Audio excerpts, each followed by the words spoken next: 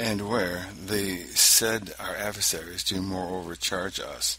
with the faith of our fathers and godfathers, wherein we were baptized, accusing and condemning us, for that we are now revolted from them and their faith, wherein we were first Christianed. To this we answer, that we, being first baptized by our fathers and godfathers in water, in the name of the Father, and of the Son, and of the Holy Ghost, and some faith wherein we were Christians, then we do retain, because our godfathers were themselves also in the same faith. Therefore, we cannot say that we have forsaken the faith of our godfathers. And as for other points of ecclesiastical uses and circumstances considered, besides the principal substance of faith and baptism, if they held anything which receded from the doctrine and rule of Christ, therein we now remove ourselves, not because we would differ from them, but because we would not with them remove from the rule of Christ's doctrine. Neither does the sacraments of our baptism bind us in all points to the opinion of them that baptized us, but to the faith of him in whose name we were baptized. For as if a man were christened of an heretic, the baptism of him notwithstanding were good, although the baptizer were not. So if our godfathers or father were Christian to us, were thought anything not constant to Christ's doctrine in all points, neither is our baptism worse for that, nor yet we bound to follow them in all things, wherein they themselves did not follow the true church of Christ. Wherefore, as it is false that we have renounced the faith of our godfathers, wherein we were first baptized, so it is not true that we are removed from the Church of Rome, but rather say, and by the leave of Christ will prove, that by the Church of Rome hath utterly departed from the Church of Rome, according to my distinctions aforetouched, which thing ye more evidently to declare, I will here compare the Church of Rome with the Church of Rome, and in a general description set forth by God's grace the difference of both the churches, that is, of both the times of the churches of Rome, to the intent it may be seen whether we or the Church of Rome have more apostatized from the Church of Rome. And here first I divide the Church of Rome in a double consideration of time. First, of those first 600 years which were immediately after Christ, and secondly the other 600 years which now have been in these our later days. And so, in comparing these two together, we'll search out what discrepancy is between them both, of the which two age and state of the Rome Church. The first I call the primitive Church of Rome, the other I call the Church of Rome, counting this latter church from the 1,000 years expired after the binding up of Satan to the time of his loosing again, according to the prophecy of the 20th chapter of St. John Revelation, counting these 1,000 years from the ceasing of persecution under Constantinus Magnus to the beginning of the persecution of the church under Innocentius III and Ottomus the first Turkan emperor. And thus have you the Church of Rome parted into two churches in double respect and consideration of two sundry states and times. Now, in setting and matching the one state with the other, let us see whether the Church of Rome has swerved from the Church of Rome more than we or no. And to begin first with the order and quality of life, I ask here of this Roman clergy, where was this church of theirs, which now is, in the old ancient time of the primitive Church of Rome, with this pomp and pride, and with this riches and superfluities, with this gloria magna, and the name of cardinals, with this prancing, this dissolution and whoring of the courtesans, curtisans, with its extortion, bribing, buying and selling of spiritual dignities, these annonates, reformations, procurations, exactions, and other practices for money, this adversary, insatiable ambition, intolerable fleshly filthiness, most detestable, barbarous negligence in preaching, promise breaking,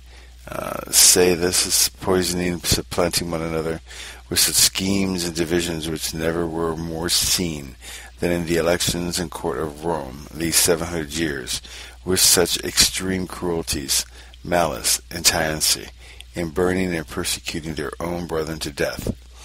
It were too long and a thing infinite to stand particularly upon these above rehearsed, and if a man should prosecute at large all the schisms that have been in your Church of Rome since the time of Damascus I, which are counted to the number of 18 schisms, what a volume would it require? Or if here should be recorded all that this sea has burned and put to death, since loosing out of Satan, who were able to number them? Or if all their sleights to get money should be described as process of matter, would require who were able to recite them all, of which all notwithstanding the most principal grounds are recorded and reckoned at least to 13 or 15 sleights. First, for year, or vacancies of archbishoprics, bishoprics, abbeys, priorities, conventional, and other benefices elective. Secondly, for the holding and retaining of all other spiritual living whatsoever, besides this which now the covenant pays for, or which he may hold hereafter. Thirdly, New Year, for all the same are required again. Taddy's quoted, and any one of all his spiritual livings be or are fain to be not orderly come by, whereby it hath chanced divers times 3 or 4 year to be paid for one benefice. Fourthly, for giving out preventions of benefits before they fall, and many times some one prevention to be give to divers and sundry persons by the office for money's sake.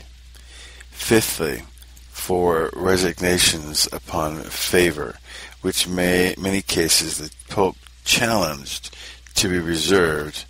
to himself. Sixthly, for commodams. Seventhly, for compounding with such as to be absent from their charge, and give an audience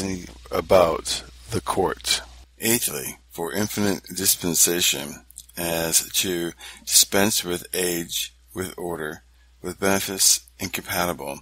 as if the number be full, if the house be of such or such an order. Item, dispensations for irregularities, for whoredoms and adultery, for times of marriage, for marrying in degrees forbidden, or in affinities canonical, for gossips to marry, for the which it hath been seen in France 1,000 crowns to be paid to Rome at one time, for dispensing with this canonical affinity of gossiped, as we call it, the same being yet not true, but feigned. Item, dispensing for carrying meats in times prohibited. Ninthly, for innumerable privileges, exemptions, graces for not visiting or visiting by a proctor, for confirmations of privileges, for transactions made upon special favor of the Pope, for permutations of benefices with dispensations annexed, or making of pensions with such like. Tenthly, for mandates granted by the Pope or ordinaries, whereof every ordinary, if he hath the collation or presentation of X, may receive one mandate. If he have 50, he may receive IJ mandates, and for every mandate comes to the Pope about 20 ducats. And yet, notwithstanding, so many are sold as will come buyers to pay for them. 11thly, for the Pope's penaries, for absolution of cases reserved to Pope, for breaking and changing of vows, for translation from one monastery to another, also from one order to another, for a license to enter into certain monasteries, to carry about altars, for many other things of like devise, pertaining to the office of the Pope's penaries. 12thly, for giving and granting of innumerable pardons and indulgences, to be read not only in public temples, but also to be bought in private houses of private persons in divers and sundry respects. 13thly, for making notaries and proto-notaries and other offices of the court of Rome. 14thly, for granting out bulls and commissions of new foundations, or for changing of the old, for reducing regular monasteries to a secular state, or for restoring again into the old, and for other infinite rights and receipts about matters depending in controversies and otherwise might and sought by the ordinary to be decided. 15thly, for giving the pale to archbishops newly elected, by reason of which devices, besides the first of the year, it hath been accounted out of the king's records in France in the time of Ludouike the ninth, as testifieth Molinus, Molineus, to the number of 200,000 crowns,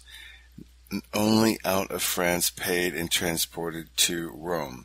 which sums since that time hath been doubled and tripled, besides year and pallies, Palles, which altogether are thought to make the total sum yearly going out of France, the Pope's coffers, of late years, times myriads or millions, every mounting to 10,000 crowns. Now, what hath risen besides in other realms and nations, let other men conjure. Wherefore, if the gospel send us to the fruits to know the tree, I pray you, what is to be thought of the Church of Rome with these fruits of life? Or if we will seek the counsel in length and number of years, where was this Church of Rome with these qualities then, at what time the Church of Rome was a persecuted church, not a persecuting church? And when the bishops thereof did not make martyrs as they do now, but were made martyrs themselves to the number of 25 in order one after another. Or when the bishops thereof were elected and exalted, not by fractions conspiring, not by money or friends making, as they be now, but by the free voices of the people and of the clergy,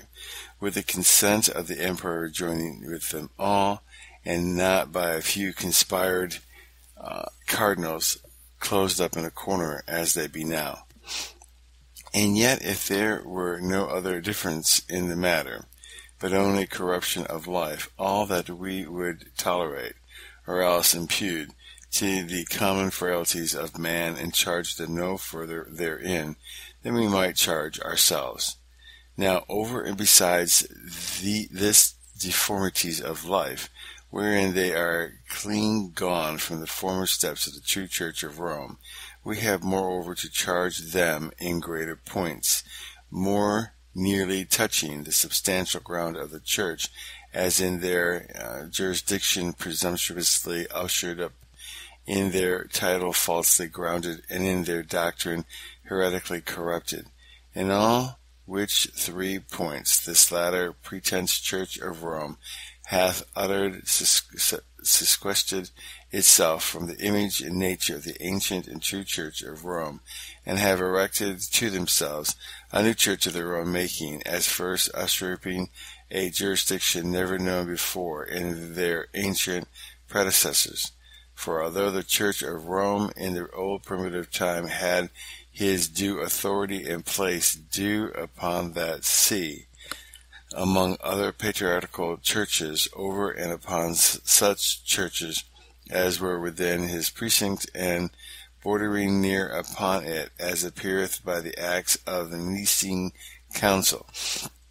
yet the universal fullness and plenitude of power in both the regiments spiritual and temporal, in disposing and dispensing matters of the Church, not to him belonging, in taking appeals, in giving elections,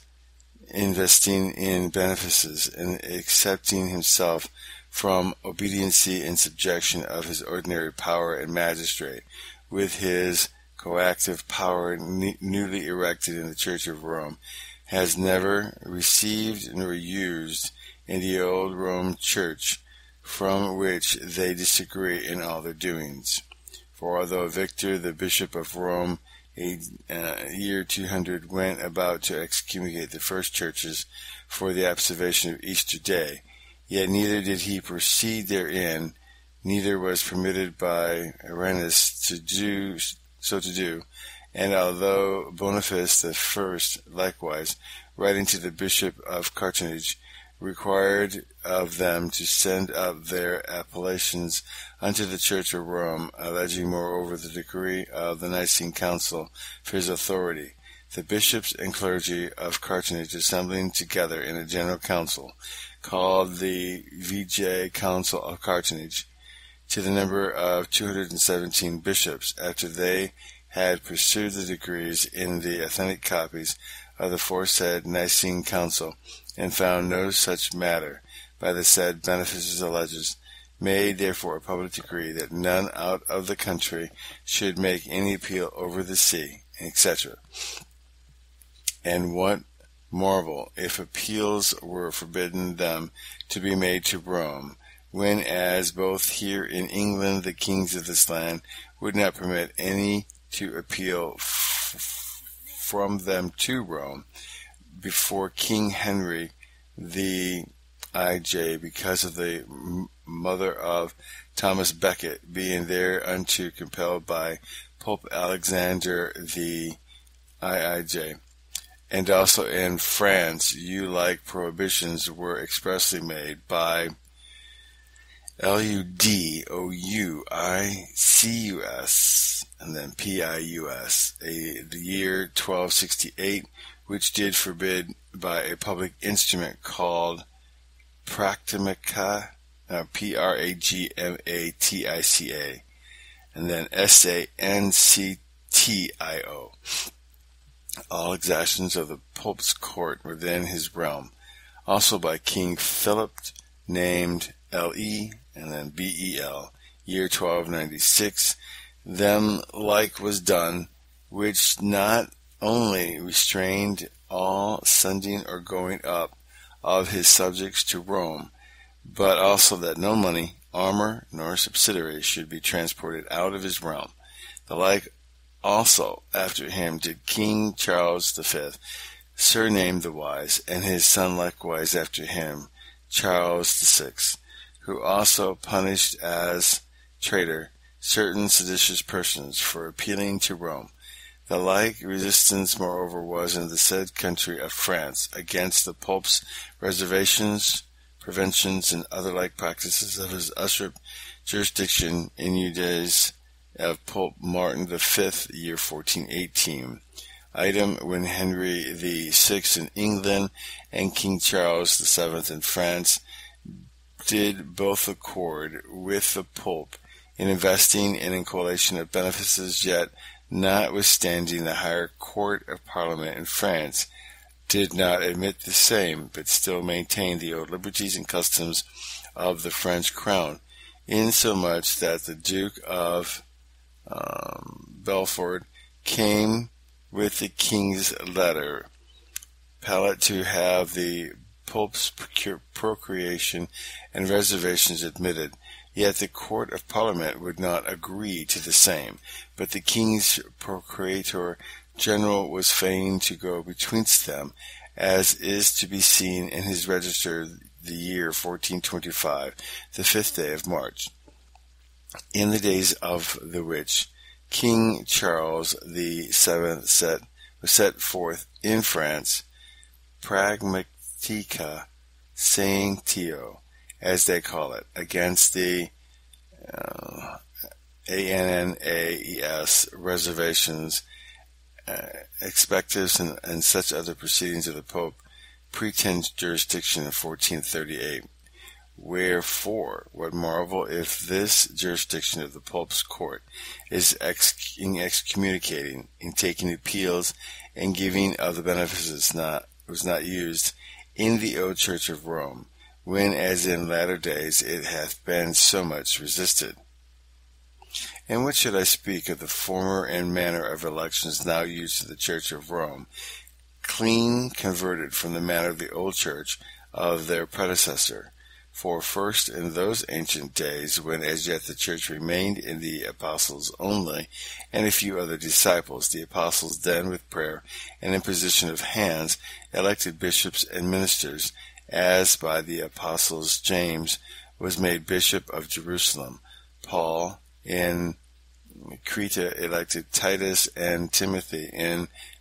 Ephesus. Also Peter ordained Linus and Clemens in Rome, etc. After which time of the apostles, when the church began more to multiply, the election of bishops and ministers stood by the clergy and the people with the consent of the chief magistrate of the place, and so continued during all the time of the primitive church, till the time and after the time of Constantine IV, emperor, which emperor, as writeth Platina and Sabellici, Sabellic, Enead 8 lib 6, published a law concerning the election of the Roman bishop, that he should be taken for a true bishop,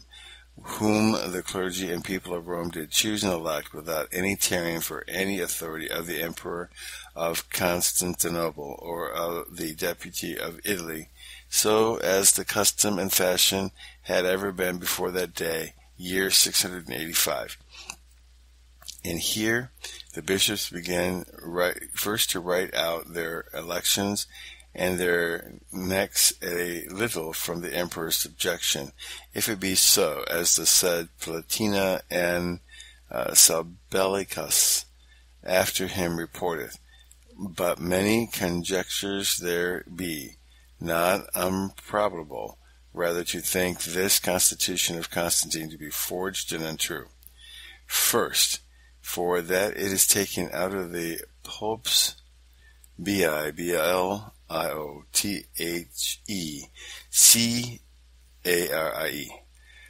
a suspected place and collected by the keeper and masters of the Pope's library, a suspected author, who,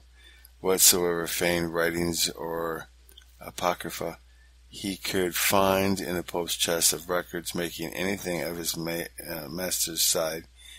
that he compiled together, and thereof both Platina, Sabellicus, and Gratianus take most part of their reports, and therefore may the more be suspected, etc. Secondly, were Patina and Selbicus say that Constantine, moved with the holiness of Pope Benedict I, made that constitution. How seemeth that to say the truth, when both the emperor was so far off from him, being in Constantinople, and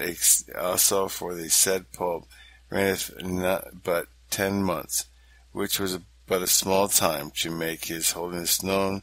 to the emperor so far off, and give he were so holy, yet that holiness might rather be an occasion for the emperor, so to confirm and maintain the old received manner of his institution, than to alter it. The third conjecture is this, for that the said constitution was not observed but shortly after by the said Benedict, was broken in the election of Pope Conon, Conon, and yet notwithstanding the bit the constitution were true, yet the election thereby was not taken away from the people and limited to the clergy only, and much less might be taken away from the clergy and be limited only to the cardinals without the consent of their prince and ruler, according to their own rubrics in their decrees, which the rubric saith, that is, let no bishop be given to any people against their wills, but let the consent and desire both of the clergy and of the people and of the order be also required, etc. And in the name we read of the same liberties and interests to be granted by Carlos Magnus and Ludouicus,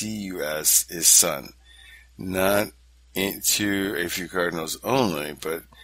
to the order as well as the clergy, as of the people, to choose not only the Bishop of Rome, but also other bishops within their own diocese whatsoever, and to the monks likewise, to choose their own abbey, setting aside all respects of persons and gifts, only for the worthiness of life and gift of wisdom, so as might be most profitable for doctrine and example unto the flocks, etc. And this continued till the time of the foresaid Carlos Magnus and Ludouicus, his son, year 1810, of the which two Carlos the father received expressly of Pope AD his first full jurisdiction and power to elect and ordain the Bishop of Rome, like as Pope Leo IX did also to Orthies, first German emperor, the year 961. The other, that is, Ludouicus, son of the foresaid Charles, is said to renounce again and surrender from himself and his successors unto Pope Paschalis, Paschalis, and the Romans, the right and interest of choosing the Rome bishop, and moreover to give and grant to the said Paschalis the full possession of the city of Rome and the whole territories of the same belongings. In the year 1821, as appeareth by the decree Egio, and Ludouicus, District 63, but admit that feigned decree to be unfeignedly true, as it may well be suspected for many causes, as proceeding out of the same fountain, which the constitution of Constantine aforementioned, that is, from the master of the Pope's library, of whom both Gratinus and Volateran, by their own confession, take their ground. Yet, the same degree does not give away the freedom of that election, but he limiteth it only to the cardinals, but also requireth the whole consent of the Romans. Neither doth he simply and absolutely give the same, but with the conditions, so that omnius Romus uno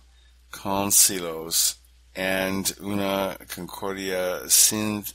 aliquod promissione ad pontificatus pontificatus orginem eliggerent, that is, whom all the Romans with one counsel and with one accord, without any promise of their voices granted before, shall choose to be Bishop of Rome. And moreover, in the same decree is required that at the consecration of the same bishop, messengers should be directed incontinent to the French king concerning the same.